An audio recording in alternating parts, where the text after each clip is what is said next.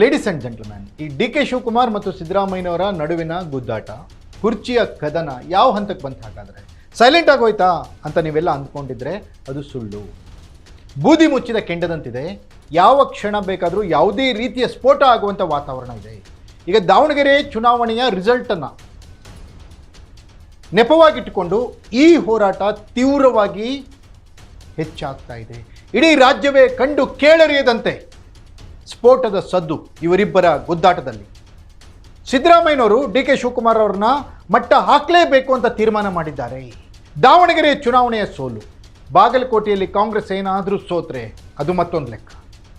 Focus ಟುಡೇನಲ್ಲಿ ಈ ಎರಡು ಚುನಾವಣೆಗಳ ರಿಸಲ್ಟ್ ಬಗ್ಗೆ, ಸೋಲು ಗೆಲುವಿನ ಲೆಕ್ಕಾಚಾರವನ್ನು ಹಾಗೂ ಲೆಕ್ಕಾಚಾರದ ಹಿಂದಿನ ಮರ್ಮವನ್ನು, ಜೊತೆಗೆ ಸಿದ್ದರಾಮಯ್ಯ ಮತ್ತು ಡಿ ಕೆ ಶಿವಕುಮಾರ್ ನಡುವಿನ ಕಿತ್ತಾಟ ಏನು, ಯಾವ ಹಂತದತ್ತ ಸಾಗ್ತಾ ಇದೆ, ಇವರಿಬ್ಬರು ಯಾವ ಮಟ್ಟಕ್ಕೆ ನಿಂತಿದ್ದಾರೆ, ಒಬ್ಬರನ್ನೊಬ್ಬರು ಮುಗಿಸ್ಲಿಕ್ಕೆ ರಾಜಕೀಯವಾಗಿ ಯಾವುದೇ ಹಂತಕ್ಕೆ ಯಾವ ರೀತಿ ತಯಾರಿದ್ದಾರೆ ಅನ್ನೋದನ್ನು ಫೋಕಸ್ ಟುಡೇನಲ್ಲಿ ನಾನು ಹೇಳ್ತೀನಿ. ನೆಲ ಜಲ ಭಾಷೆಗಾಗಿ ಪ್ರಾಮಾಣಿಕ ಪತ್ರಿಕೋದ್ಯಮ, ನಾನು ಹೇಮ.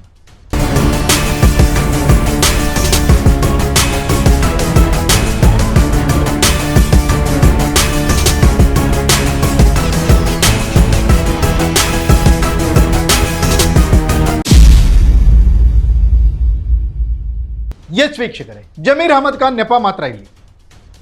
ಸಿದ್ದರಾಮಯ್ಯನವರು ಜಮೀರ್ ಅಹಮದ್ ಖಾನ್ ಅವರ ಪರಮಾಪ್ತ ನಾಯಕರು. ಜಮೀರ್ ಅಹಮದ್ ಖಾನ್ ಸಿದ್ದರಾಮಯ್ಯನವರ ಫಾಲೋವರ್.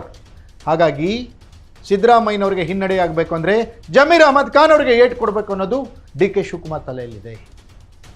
ಅದೇ ರೀತಿ ಸಿದ್ದರಾಮಯ್ಯನವರ ಮತ್ತೊಬ್ಬ ಪರಮಾಪ್ತ ಸಚಿವ ಕೆ ಎನ್ ರಾಜಣ್ಣನವ್ರನ್ನ ಯಾವ ರೀತಿ ಕಿಕ್ಔಟ್ ಮಾಡಿಸಿದ್ರು ಡಿ ಕೆ ಶಿವಕುಮಾರ್ ಸಂಪುಟದಿಂದ, ಎಲ್ರಿಗೂ ಗೊತ್ತಿರುವಂಥ ವಿಚಾರ. ಹೀಗೆ ಅದೇ ರೀತಿಯ ಸ್ಟ್ರಾಟಜಿ ಜಮೀರ್ ಅಹಮದ್ ಖಾನ್ ವಿಚಾರದಲ್ಲೂ ಬರ್ತಾ ಇದೆ. ಜಮೀರ್ ಅಹಮದ್ ಖಾನ್ ಕಿಕ್ಔಟ್ ಆದರೆ ಹಿನ್ನಡೆ ಆಗೋದು ಯಾರಿಗೆ, ಅವಮಾನ ಆಗೋದು ಯಾರಿಗೆ? ಎಸ್, ಸಿದ್ದರಾಮಯ್ಯನವ್ರಿಗೆ. ಅವಮಾನ ಆಗಬೇಕಾಗಿರೋದು ಸಿದ್ದರಾಮಯ್ಯನವ್ರಿಗೆ, ಸಿದ್ದರಾಮಯ್ಯನವ್ರಿಗೆ ಹಿನ್ನಡೆ ಆಗಬೇಕಾಗಿರೋದು ಯಾರಿಗೆ ಬೇಕು? ಎಸ್, ಡಿ ಕೆ ಶಿವಕುಮಾರ್ ಅವ್ರಿಗೆ ಬೇಕು. ಡಿ ಕೆ ಶಿವಕುಮಾರ್ ಈ ಲೆಕ್ಕದಲ್ಲಿ ಹೀಗಿದ್ದಾರೆ. ದಾವಣಗೆರೆಯ ಸೋಲಿನ ಲೆಕ್ಕಾಚಾರ ಸಿದ್ದರಾಮಯ್ಯನವರ ತಲೆಗೆ ಅನ್ನುವಂಥ ವಿಚಾರ. ಆದರೆ ನೆನಪಿರಲಿ, D K Shivakumar Davanagere incharge ವಹಿಸ್ಕೊಂಡಿದ್ದು, ಸಿದ್ದರಾಮಯ್ಯ ಅಲ್ಲ. ಸಿದ್ದರಾಮಯ್ಯನವರು ಇನ್ಚಾರ್ಜ್ ಆಗಿದ್ದು ಬಾಗಲಕೋಟೆ ಬೈ ಎಲೆಕ್ಷನ್ನಲ್ಲಿ. ಬಾಗಲಕೋಟೆಯಲ್ಲಿ ಏನಾದರೂ ಕಾಂಗ್ರೆಸ್ ಸೋತ್ಬಿಟ್ರೆ ಏನಾಗುತ್ತೆ ಸಿದ್ದರಾಮಯ್ಯನವರ ಇಮೇಜ್? ಈಗಾಗಲೇ ಈ ರೀತಿಯ ಲೆಕ್ಕಾಚಾರಗಳು. ಕಾಂಗ್ರೆಸ್ನ ವರದಿಯ ಪ್ರಕಾರ ದಾವಣಗೆರೆಯಲ್ಲಿ ಗೆಲ್ಲೋದು ಕಷ್ಟ, ಆದರೆ ಅದೇ ಬಾಗಲಕೋಟೆಯಲ್ಲಿ ಯಾರೇ ಗೆದ್ದರೂ ಕೂಡ ಅಂತರ ಕಡಿಮೆ ಅನ್ನುವಂಥ ರಿಪೋರ್ಟ್. ಏನಾದರೂ ಹೆಚ್ಚು ಕಮ್ಮಿಯಾಗಿ ಎರಡು ಕ್ಷೇತ್ರಗಳಲ್ಲಿ ಕಾಂಗ್ರೆಸ್ ಸೋತ್ಬಿಟ್ರೆ ವಾಟ್ ನೆಕ್ಸ್ಟ್ ಅನ್ನೋದು ಸದ್ಯದ ಕುತೂಹಲ.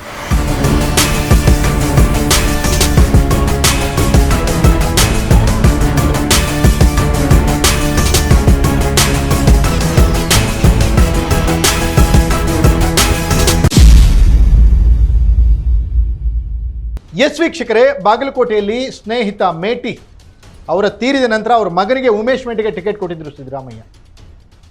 ಬಾಗಲಕೋಟೆಯಲ್ಲಿ 5 ದಿನಗಳ ಕಾಲ ಠಿಕಾಣಿ ಹೂಡಿದ್ರು ಸಿದ್ದರಾಮಯ್ಯ. ಆದರೂ ಕೂಡ ಬಾಗಲಕೋಟೆಯ ಅಹಿಂದ ಮತಗಳು ಜಪ್ಪಯ್ಯ ಅಂದಿಲ್ಲ. ಸಿದ್ದರಾಮಯ್ಯನವರು ಹೋದಲ್ಲಿ ಜನ ಬೆಂಬಲ ವ್ಯಕ್ತವಾಗಿತ್ತು, ಜನ ಸೇರಿದ್ರು. ಆದರೆ ಸೇರಿರೋ ಜನ ಎಲ್ಲ ವೋಟ್ ಹಾಕಿದ್ರು ಅನ್ನೋಂಥ ಕನ್ಫರ್ಮೇಷನ್ ಇಲ್ಲ. ಗ್ಯಾರಂಟಿ ವಿಚಾರದಲ್ಲಿ ಆಗಿರುವಂಥ ಹಿನ್ನಡೆಗಳು ಮಹಿಳೆಯರನ್ನ ಮತಗಟ್ಟೆಯಿಂದ ದೂರ ಇಟ್ಬಿಟ್ಟು, ಮಹಿಳೆಯರೇನಾದರೂ ಕಾಂಗ್ರೆಸ್ಗೆ ಮತ ನೀಡಿಲ್ಲ ಅಂದರೆ ಈ ಬಾರಿ 2 ಕ್ಷೇತ್ರಗಳಲ್ಲಿ ಕಾಂಗ್ರೆಸ್ಗೆ ಹೋಗೇ ಪಕ್ಕ. ಹಾಗೇನಾದರೂ ಆದರೆ ರಾಜ್ಯದಲ್ಲಿ ಮತ್ತೊಂದು ಸುತ್ತಿನ ಕ್ರಾಂತಿ ಶುರುವಾಗುತ್ತೆ. ಸಿದ್ದರಾಮಯ್ಯನವರಿಂದ ಅಹಿಂದ ಮತಗಳು ದೂರ ಹೋಗ್ತಿದ್ದಾವೆ ಅನ್ನೋ ಮೆಸೇಜ್ ಸಿಗ್ತಾ ಇದೆ. ಹಾಗಾಗಿ ನಾಯಕತ್ವ ಬದಲಾವಣೆಯಾಗಬೇಕು ಅನ್ನುವಂಥ. ದಾವಣಗೆರೆಯಲ್ಲಿ ಅಲ್ಪಸಂಖ್ಯಾತ ಮತಗಳು ಯಾಕೆ ಬರಲಿಲ್ಲ ಹಾಗಾದರೆ ಸಿದ್ದರಾಮಯ್ಯನವರು ಇದ್ದರೂ ಕೂಡ? ಜಮೀರ್ ಅಹಮದ್ ಖಾನ್ ಮೇಲೆ ಯಾಕೆ ಈ ತೂಗುಗತಿ ತೂಗ್ತಾ ಇದೆ ಹಾಗಾದರೆ? ಸ್ವತಃ ಸಿದ್ದರಾಮಯ್ಯನವರೇ ಕರೆಸಿ ಪೈಲ್ವಾನ್ ಸಾದಿಕ್ನ ಮಾತಾಡಿದ್ರು ಕೂಡ ಅಲ್ಲಿ ವರ್ಕೌಟ್ ಆಗಿಲ್ಲ. ಯಾಕೆ ಹಾಗಾದರೆ? ಅಲ್ಪಸಂಖ್ಯಾತರು ಕಾಂಗ್ರೆಸ್ ಕೈ ಹಿಡಿತಲ್ಲ ಯಾಕೆ ಹಾಗಾದರೆ? ಹಾಗಾಗಿ ಇವರಿಬ್ಬರ ನಡುವಿನ ಜಗಜ್ಜಟ್ಟಿಗಳ ನಡುವಿನ ಕದನ ರಾಜಕೀಯವಾಗಿ ಹಲವಾರು ಟ್ವಿಸ್ಟ್ಗಳಿಗೆ ಕಾರಣ ಆಗ್ತಾ ಇದೆ. ಅವರದೇ ಆದ ಸ್ಟ್ರಾಟಜಿಯನ್ನು ಮಾಡ್ತಾ ಇದ್ದಾರೆ. ಡಿ ಕೆ ಶಿವಕುಮಾರ್ ಅವ್ರನ್ನ ತುಳಿಲಿಕ್ಕೆ ಯಾವುದೇ ಹಂತದಲ್ಲಿ ಯಾವುದೇ ಟೈಮ್ ಸಿಕ್ಕರೂ ಕೂಡ ಸಿದ್ದರಾಮಯ್ಯನವರು ಉಪಯೋಗಿಸ್ಕೊಳ್ತಾ ಇದ್ದಾರೆ. ಅದೇ ರೀತಿ ಸಿದ್ದರಾಮಯ್ಯನವ್ರಿಗೆ ಹಿನ್ನಡೆಯಾಗಬೇಕು ಅಂತ ಹೇಳಿ ಹಿನ್ನಡೆಯಾದರೆ ಸಿಕ್ಕಿರೋ ಅವಕಾಶಗಳನ್ನು ಯಾವುದನ್ನು ಕೂಡ ಡಿ ಕೆ ಶಿವಕುಮಾರ್ ಮಿಸ್ ಮಾಡ್ಕೋತಾ ಇಲ್ಲ.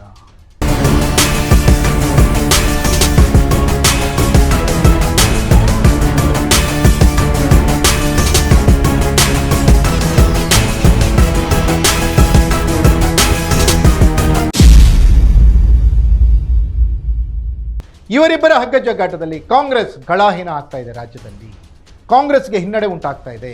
ಹೈಕಮಾಂಡ್ ನಿದ್ದೆ ಮಾಡ್ತಾ ಇದೆ. ಹಾಗಾದರೆ ರಾಜ್ಯದಲ್ಲಿ ನಡೆಯುವಂಥ ಅಧಿಕಾರ ಹಸ್ತಾಂತರದ ಗಲಾಟೆ ಮುಂದೆ ಯಾವ ದಿಕ್ಕಿನತ್ತ ಹೊರಳುತ್ತೆ ಕಾದು ನೋಡಬೇಕಿದೆ. ಇದಾಗಿತ್ತು ಫೋಕಸ್ ಟುಡೇ. ನೆಲ ಜಲ ಭಾಷೆಗಾಗಿ ನೋಡ್ತಾ ಇರಿ ಫೋಕಸ್ ಟಿವಿ.